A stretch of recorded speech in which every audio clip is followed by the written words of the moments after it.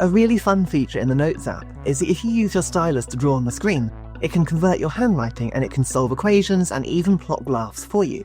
So here I've got this little X and Y graph, and you can see it's plotted it on the screen for me. But in iPadOS 26, this goes a step further. In fact, it goes to a whole new dimension, because we can now plot 3D graphs.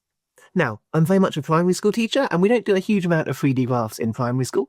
But what you can do here is you can start writing down equations that will model into a 3D graph, so usually ones that include a Z, X and Y axes, and then it's going to offer to create a 3D graph for you when you finish writing. Now, you can tap on here and it will plot it straight away for you, and don't forget you can tap onto any of the numbers you've written and use that little scroll bar on the top to manipulate that number, and the graph will change just like this as you do so.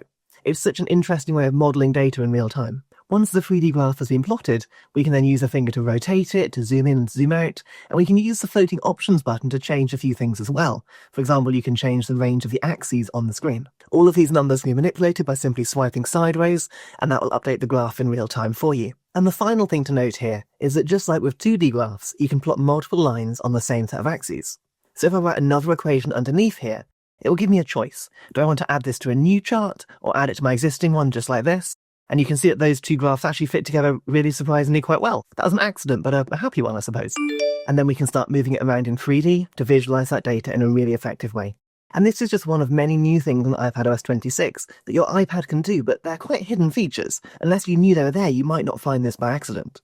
But don't worry, if you check out my YouTube channel down below, you're going to see hundreds of new things that your iPad can do, and make sure you subscribe while you're there too. That's it, I'll see you in the next quick tip.